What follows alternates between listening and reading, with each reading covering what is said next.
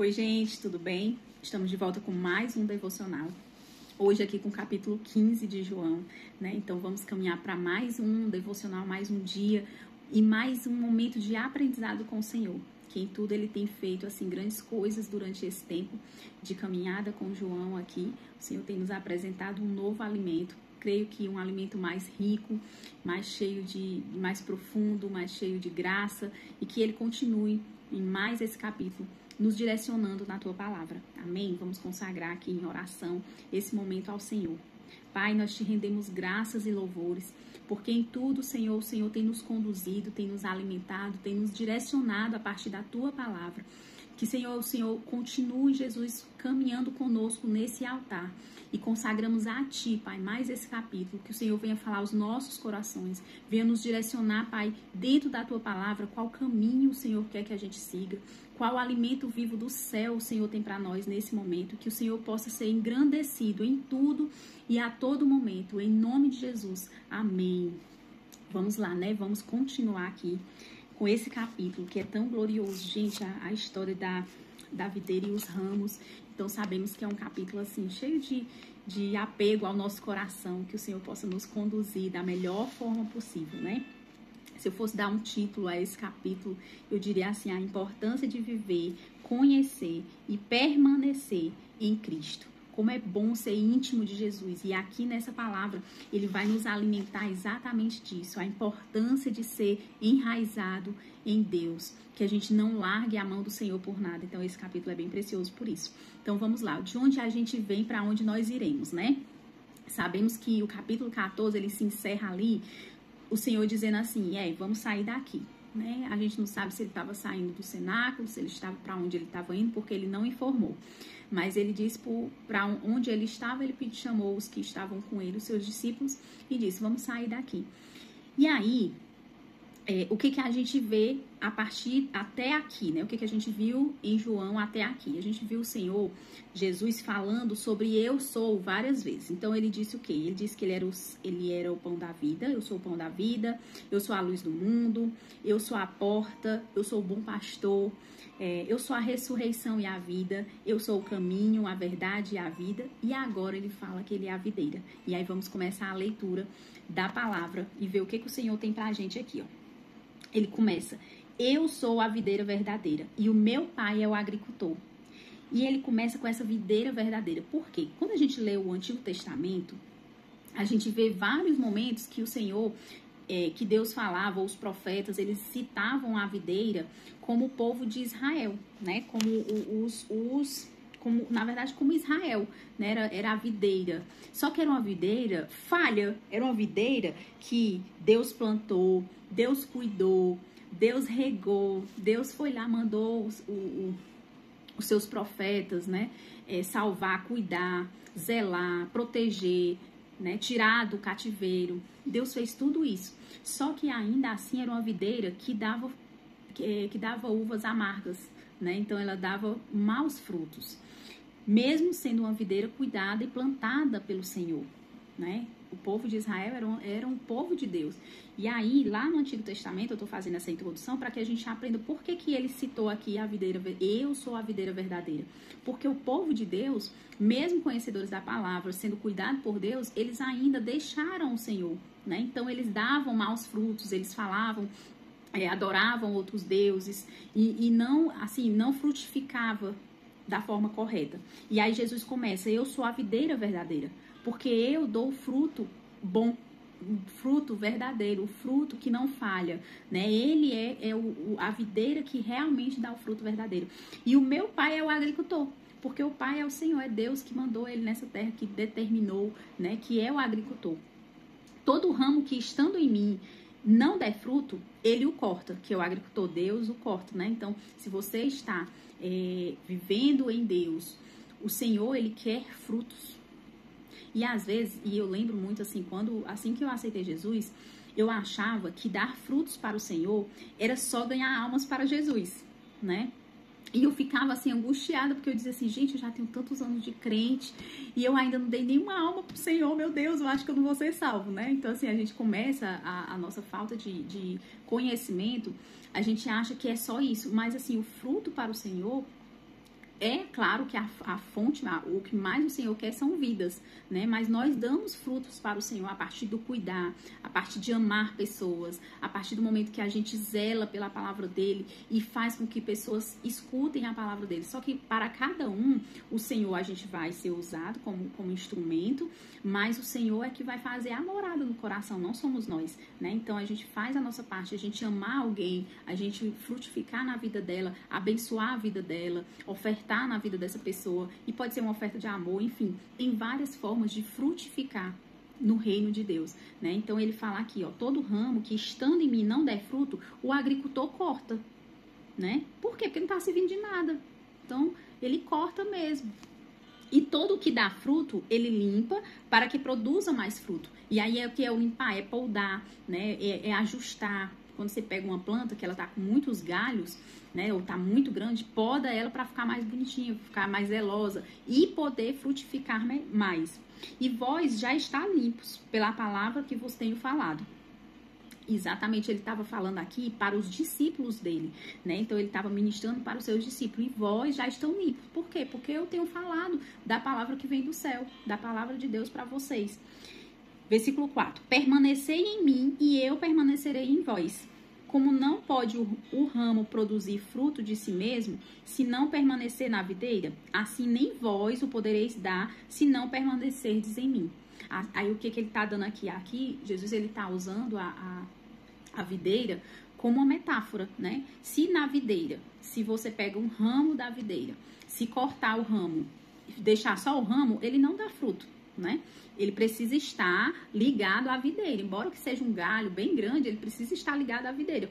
Por quê? Porque se não tiver, ele não vai dar fruto. Do mesmo jeito somos nós. E aqui ele estava dizendo para os discípulos, do mesmo jeito são vocês. Então nós precisamos estar aliançados com Jesus. Nós precisamos estar assim, junto dele, vivendo intimamente com o Senhor, para que nós possamos verdadeiramente dar frutos, verdadeiramente ser aquilo que o Senhor já determinou para a nossa vida, né? Então, ele diz, se vocês permanecerdes em mim, né, vocês poderão dar fruto, né? Porque senão os frutos não serão frutos de Deus, né? Muitos falam, mas eu não estou aliançado com o Senhor, mas eu dou muitos frutos, eu faço muitas coisas boas, eu faço muitas caridades, mas isso não são frutos do Senhor. Então, por isso que nós precisamos estar primeiro enraizados nele. E versículo 5. Eu sou a videira, vós os ramos. Quem permanece em mim e eu nele, esse dá muito fruto. Porque sem mim nada podeis fazer. Então, não tem muita explicação aqui, ele é muito claro. Sem mim nada podeis fazer. Tudo que a gente faz longe da presença do Senhor nem sempre é para o Senhor. Às vezes a gente acha que é, né? Mas, eu estou fazendo uma caridade, eu estou fazendo algo que é como se fosse para Deus. Não é. Se você não tem uma aliança com o Senhor, nem sempre você está seguindo a vontade dele, né? Então, que a gente possa primeiro buscar o reino de Deus, se aliançar com Jesus e enraizar a nossa vida em Cristo, para que ele possa operar em nós e determinar os frutos que vão ser feitos. A partir dessa aliança, desse viver em Cristo, é que nós podemos realmente dar bons frutos. Versículo 6. Se alguém não permanecer em mim, será lançado fora. A semelhança do ramo, e secará. E o apanham, lançam no fogo e o queimam. Né? O que acontece? Quando lá na videira, né? Tem os seus ramos. Quando os ramos, os galhos, qualquer árvore, né? Ou qualquer planta, você pega, se os galhos dela, as folhas delas tiverem murchas ou tiverem aqui, como ele fala aqui, seca, a pessoa arranca. Por quê? Porque se secou, não vai dar mais nada, né? Do mesmo jeito ele tá falando aqui, somos nós. Se nós estamos aqui, ó, dentro, vivendo com o Senhor, mas se a gente não começar a dar fruto, se começar a ser folha seca, ele vai arrancar, né? Porque de nada serve. Aí ele diz, ó, lança fora no fogo e o queima. Por quê? Porque não presta para nada, só presta para fazer brasa, né? Um galho queimado, um galho seco, só serve para queimar mesmo na brasa. Então, que a gente possa observar essa palavra e trazer para o nosso coração e saber que o Senhor, ele quer de nós o quê? Ele quer mudança, ele quer que nós possamos viver dentro da palavra de Deus, mas operando essa palavra, viver essa palavra verdadeiramente, para que nós possamos dar bons frutos, né? Que nós possamos permitir o Senhor trabalhar no nosso coração para que nós possamos dar bons frutos. Versículo 7. Se permanecerdes em mim e as minhas palavras permanecerem em vós, pedireis o que quiserdes e vos será feito.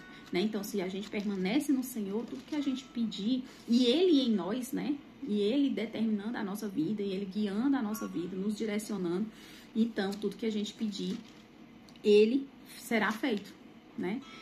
Versículo 8. Nisto é glorificado meu Pai, em que deis muito fruto, e assim vos tornareis meus discípulos, né? Quando a gente dá frutos para o Senhor, o nome de Deus é glorificado, né? Então, por isso que ele fala, vocês precisam dar muitos frutos. Lembra que no capítulo anterior, ele falava a respeito que obras maiores os discípulos fariam, né? Obras maiores os discípulos fariam, não é porque o milagre que os discípulos iriam operar eram maiores do que o de Cristo, não, porque ele era o próprio Deus, mas porque o alcance dos discípulos seriam maiores, e o alcance que nós podemos fazer também. Às vezes a gente está tão conformado com a nossa vida de cristão, que nós esquecemos que nós podemos fazer o algo mais, e o algo mais muitas vezes é falar de Deus para as pessoas que estão ao nosso redor, que não conhecem ainda, é fazer uma oração por alguém que precisa ser curado de uma enfermidade, é operar com alegria, amando a vida de outras pessoas, né? É dar um abraço naquele que precisa apenas de um abraço. Então, assim, o Senhor, Ele nos chama e nos convoca para isso, para que a gente possa fazer esse algo mais, né? E Ele falou, se você der muito fruto, assim vocês serão os meus discípulos, né? Então, nós precisamos dar fruto para o Senhor. Versículo 9. Como o Pai me amou, também eu vos amei e permanecerei no meu amor, né? Então, assim, vocês permanecendo em mim, eu já, assim como o Pai me amou, eu estou amando vocês. 10. Se guardardes os meus mandamentos, permanecereis no meu amor, assim como também eu tenho guardado os mandamentos do meu Pai, e no seu amor eu permaneço, né? Então, ele está explicando. Esse capítulo, ele é um capítulo até muito explicado, que Jesus, ele usa com muita clareza, muita objetividade para os seus discípulos, direcionando o que verdadeiramente ele quer, né? Então, sendo muito claro, não desenhando, não fazendo nenhuma parábola, pelo contrário, ele sendo muito direto. Ele usou a metáfora, mas de uma forma muito direta. Tenho-vos dito estas coisas para que o meu gozo esteja em vós e o vosso gozo seja completo, né? Para a minha alegria está em vós. O meu mandamento é este, que vos ameis uns aos outros, assim como eu vos amei. Ninguém tem maior amor do que este, de dar a alguém a própria vida em favor dos seus amigos, né? E aí aqui o Senhor está falando, o meu mandamento é que vocês amem uns aos outros, assim como eu amei. E que amor é esse? Que amor tão grande é esse? É esse amor, que ele é tão grande, que deu a própria vida em favor dos seus amigos, né? Então, assim, ele deu a própria vida em favor de nós. E aí ele fala, vós sois meus amigos, se fazeis o que eu mando. Já não vos chamo servos, porque servo não sabe o que o seu Senhor faz.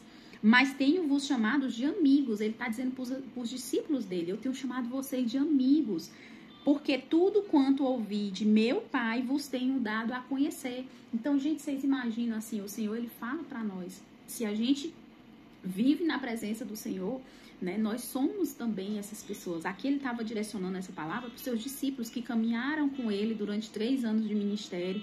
E ele está dizendo, olha, eu amo vocês e eu amo de uma profundidade tão grande que eu vou dar a minha vida por vocês. E esse amor só é possível porque eu sou Deus, né? E sendo Deus, eu digo que eu não chamo mais vocês de servo, porque o servo não sabe o que o seu Senhor vai fazer. E Jesus estava escancarando todo o projeto dele para os seus discípulos. Então, ele estava mostrando que eles não são mais servos, eles são amigos, porque amigos é isso, amigo é proximidade, é estar próximo, é estar aliançado, é amar um ao outro. Versículo 16. Não fostes vós que me escolhestes a mim. Pelo contrário, eu vos escolhi, vós outros, e vos designei para que vás e deis fruto, e o vosso fruto permaneça, a fim de que tudo quanto pedirdes ao Pai, em meu nome, ele vos conceda, né? Ele lhe conceda. Então, assim, o que ele está pontuando aqui? Que não foi eles que escolheram caminhar com Jesus. Não somos nós que escolhemos caminhar com Jesus. É Ele que nos escolhe. Lá nos capítulos anteriores, tem uma passagem que fala exatamente isso, que sou eu que escolho, né? Que ninguém pode ir a Deus se antes Deus não escolher essa pessoa, né? Então, por isso que ele fala na palavra que muitos serão chamados, só que poucos serão escolhidos, porque aqueles que verdadeiramente são escolhidos, Deus tem algo, e aí Deus quer, né? Muitos vão buscar o Senhor, muitos vão estar com o Senhor, e poucos serão aqueles que são verdadeiramente escolhidos para viver essa vida enquanto cristão. Então, que a gente possa entender que o Senhor nos escolheu. Ele, antes de a gente aceitar Jesus, ele já nos aceitou.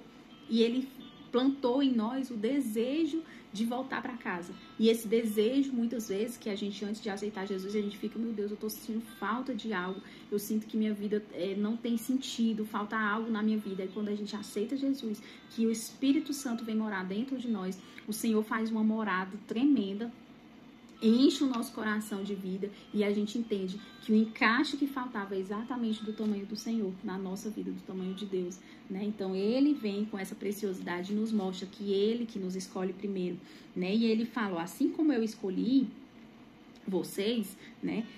Aliás, não foram vocês que me escolheram, foi eu que escolhi. E para quê? Para que vocês deem bons frutos. E se vocês permanecerem em mim, vocês vão dar bons frutos. E com vocês permanecerem em mim, dando bons frutos, o que vocês pedirem, o Senhor, o meu Pai, vai conceder para vocês, né? 17. Isto vos mando, que vos ameis uns aos outros. Se o mundo vos odeia, sabei que primeiro do que a vós outros, ele me odiou. Versículo aqui 18, né? Então o Senhor está dizendo, já esclarecendo para os discípulos que não seria fácil, que ser cristão, caminhar levando a palavra de Deus, é ser, de uma certa forma, odiado por muitos, principalmente para aqueles que não têm o Espírito Santo, que não conhecem as coisas espirituais. Geralmente, as pessoas que não entendem o que é servir ao Senhor, eles olham para a gente e dizem assim, nossa, que pena, né? Ai, vai passar o final de semana fazendo o quê? Eu vou passar o final de semana na igreja, servindo ao Senhor, vivendo muitas vezes um propósito de Deus, fazendo algo para Deus. E as outras pessoas que não conhecem o que é isso, olham e dizem assim, nossa, que pena, né? Tão bom seria se você fosse para uma festa, se você fosse para outra coisa. Comigo já aconteceu isso e eu fiquei assim, gente, eu amo fazer o que eu faço, né?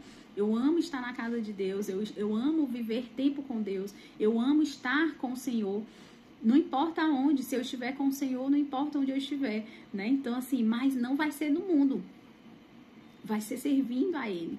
Onde Ele determinar que eu vá servir, se é na casa do Senhor, se é na igreja, se é em casa, se é num grupo de oração, que a gente possa viver para Cristo, entendendo que lá é o lugar que a gente quer, que Ele quer que a gente esteja, né? E o mundo, ele vai nos odiar por isso. Porque como pode uma pessoa que é jovem, que é solteira, que era para ter uma idade que era para estar em festa e farras e não tá? E fica feliz em servir a Deus, fica feliz em não beber, fica feliz em não se prostituir, né? Então, assim, o mundo olha pra gente e diz assim, tá tudo errado, esse povo aí estão querendo aparecer, quer pagar de santo, né? Só que ele tá dizendo assim, ó, entendam, antes de ele odiarem você, eles me odiaram, né?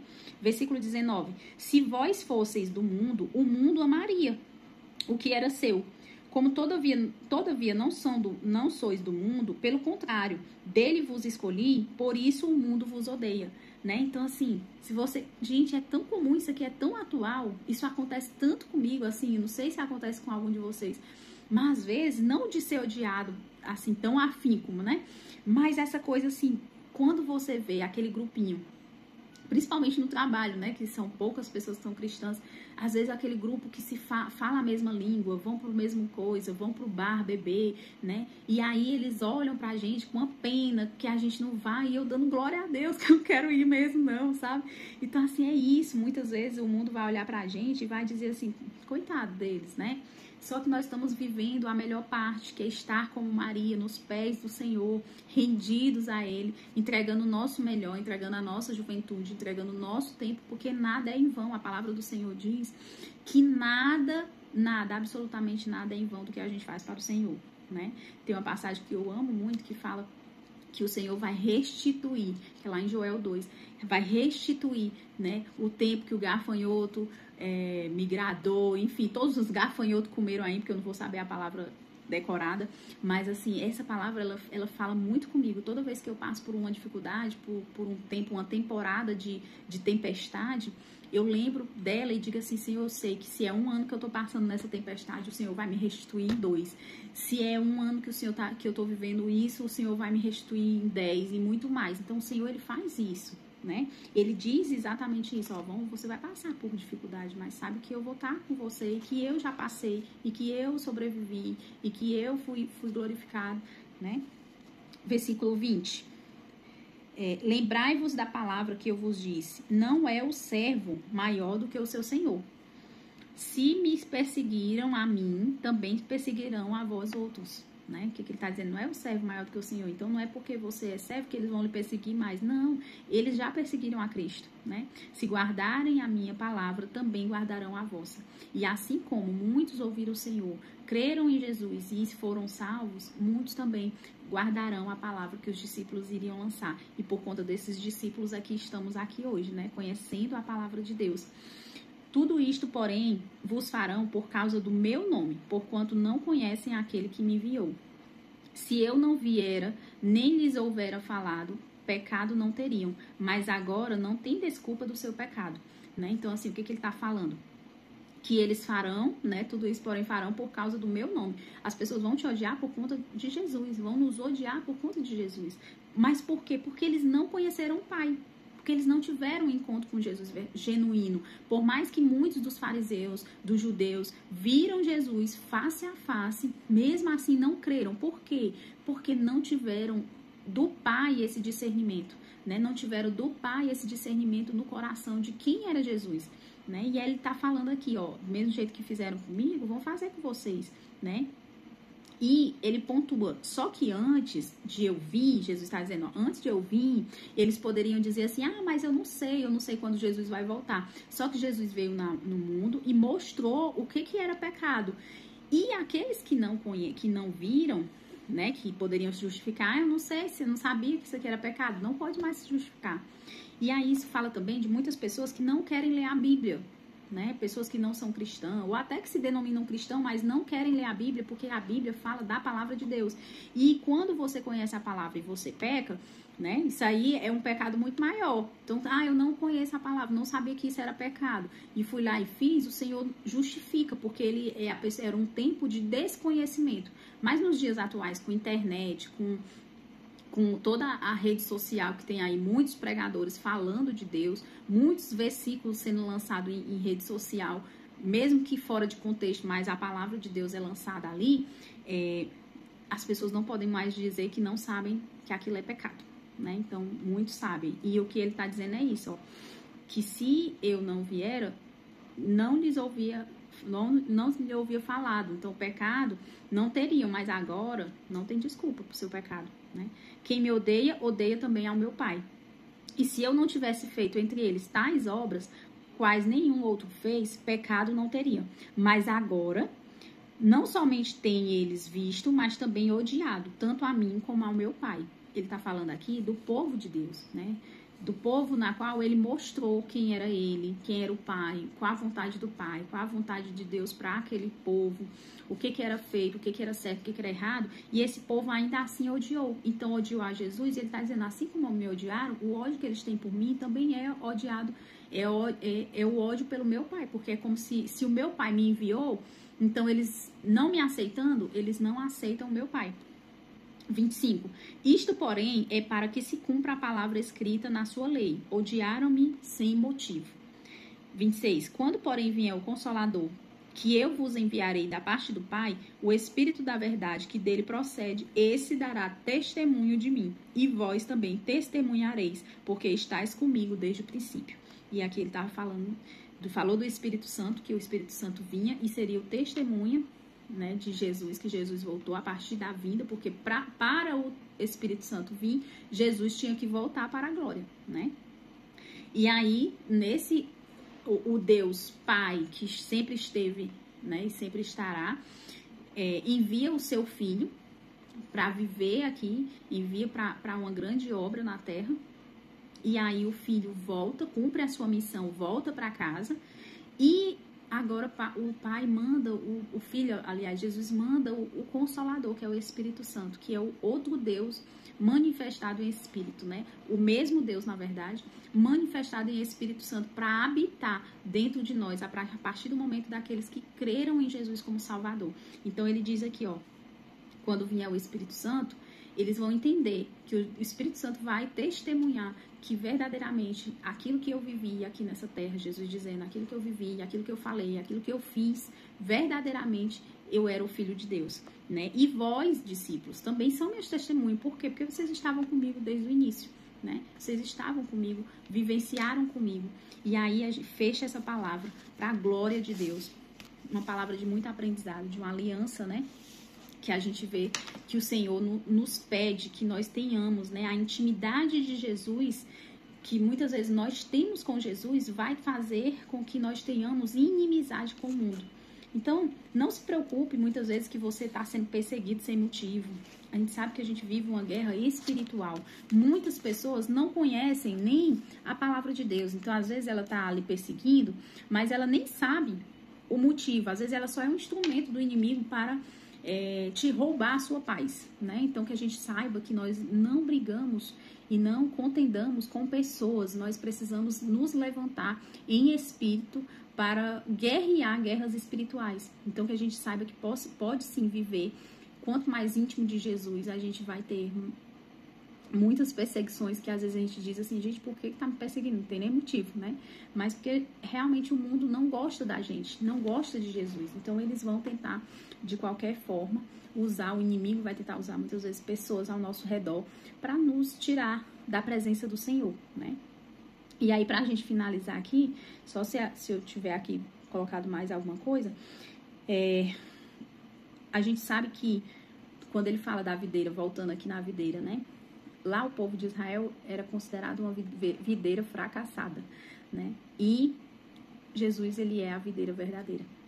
Então, que a gente possa estar cada dia mais presente no Senhor, buscando o Senhor de todas as formas, e sendo aliançado com Ele, para que a gente possa dar bons frutos e testemunhar desses frutos e que os nossos frutos deem frutos, e assim até a eternidade, até a gente ir para a glória, viver com o Senhor lá no céu. Amém?